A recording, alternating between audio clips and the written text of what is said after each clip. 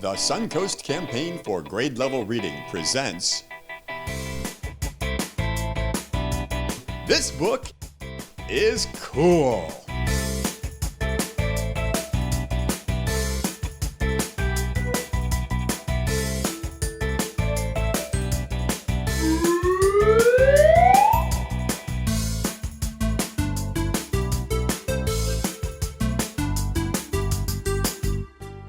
Hello, my friends. Welcome to this episode of This Book is Cool.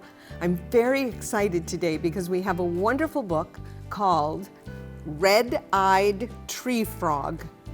It was written by Joy Cowley, and it has photography, and the photography was taken by Nic Bishop. We also have a wonderful guest with us today from a very special location here in Sarasota, from the Marie Selby Botanical Gardens. We have our friend Anastasia with us. Hello, Anastasia. Hi. It's wonderful to see you. Thank you so much for inviting me and for helping me to read this book. So, what did you like about the book Red-Eyed Tree Frog? One of the coolest things to me is that it uses real photos. I couldn't get over how vibrant and colorful the rainforest is. It really was beautiful, and I had never learned about a red-eyed tree frog before. I always thought of frogs as just having maybe brown eyes, but this frog has such vibrant red eyes. That's so true. I've never seen a frog that looks like this, so it was neat to learn about it in the book. And I was fascinated to learn that the reason why his eyes were red was because he did most of his looking around at night, and that helped him to be able to see. Definitely. It was so neat to learn about the rainforest at night, because usually we spend our time exploring during the day. My mom likes to say that she's a night owl because she likes staying up late, but now I think I'm going to have to start calling her a red-eyed tree frog. That's a great idea. I also was very interested at the way the tree frog, when it was time for it to go to sleep, how it just curled up and closed its eyes and looked like it blended right into the leaf that it would sleep on.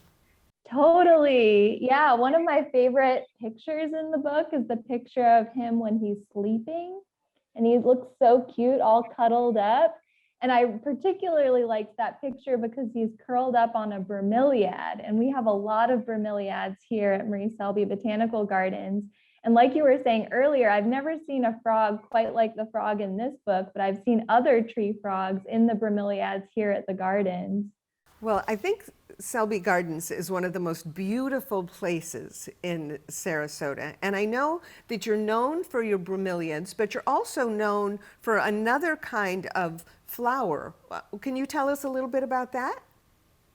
We have a lot of orchids here. We specialize in what are called epiphytes at Marie Selby Botanical Gardens. And epiphytes are plants that grow on other plants, but they don't harm them.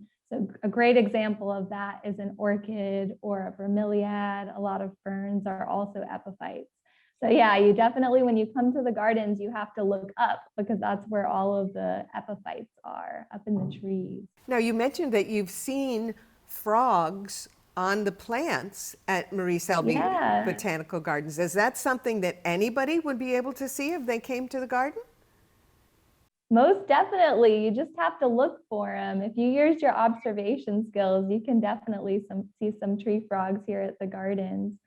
I think another really cool thing about this book is that it's nonfiction, right? So it teaches us so much about tree frogs. It teaches us about camouflage, like you were saying, the way that he can just cuddle up on a leaf and blend right in.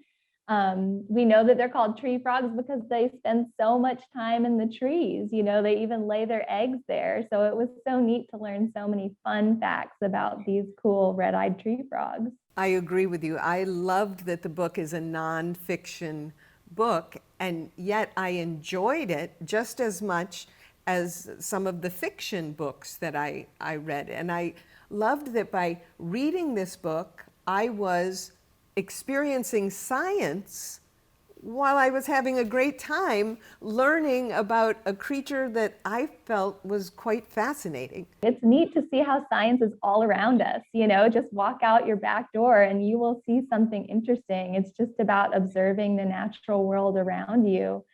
I think, even in our day-to-day lives, there's so much to relate to with this tree frog. He's spending his whole day hunting for food and deciding, is this something I should eat? Is this something that's going to eat me?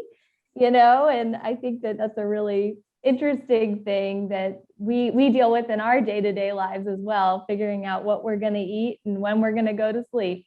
It's true. Well, I want to thank you for taking time out of your busy schedule. I know that you have a lot of job responsibilities at Marie Selby Botanical Gardens, and I love that you took time from your day to share with us this very cool book. Thank you so much for inviting me on this exploration. It's been very fun talking with you. Thank you, Anastasia. Bye-bye. Bye. I want to thank Anastasia Sallen from Marie Selby Botanical Gardens for being our special guest today. Not only does this book provide us with wonderful photographs of red-eyed tree frogs, but it gives us some terrific words for our word bank.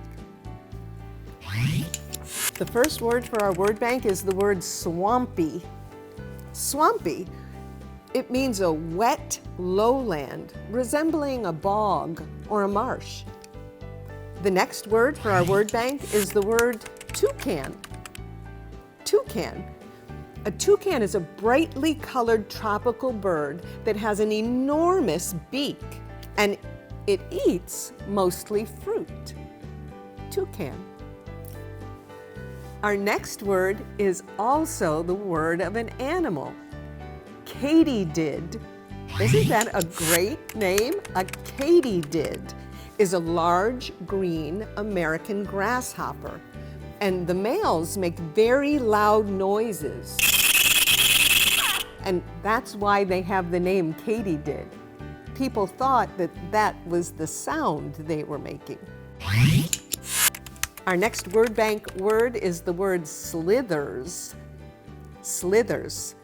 That means to move by twisting or turning your body.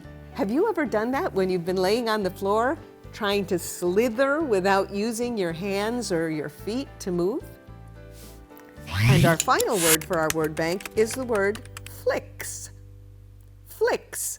That means to strike or move with a sudden motion. And that leads us right to our activity for today, because red-eyed tree frogs flick with their tongue. That's the way they catch their food.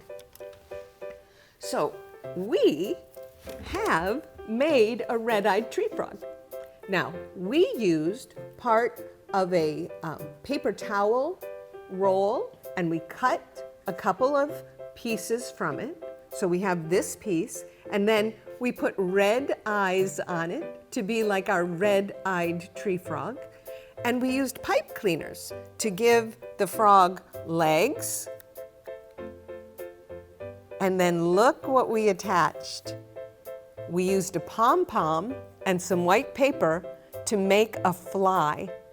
So we can play a little game of trying to have the frog scoop up the fly. You can put it on the ground and try to do a quick movement to scoop up the fly, or you could even try to do it that way, but I'm not very good at that. One more try. Let's see if I can do it. No, I can't. I guess I need more practice. We certainly enjoyed having you with us today to learn about red-eyed tree frogs, and it was wonderful to have Anastasia from Marie Selby Botanical Gardens with us. If you make your own red-eyed tree frog and would like to take a picture of it, we would love to see it.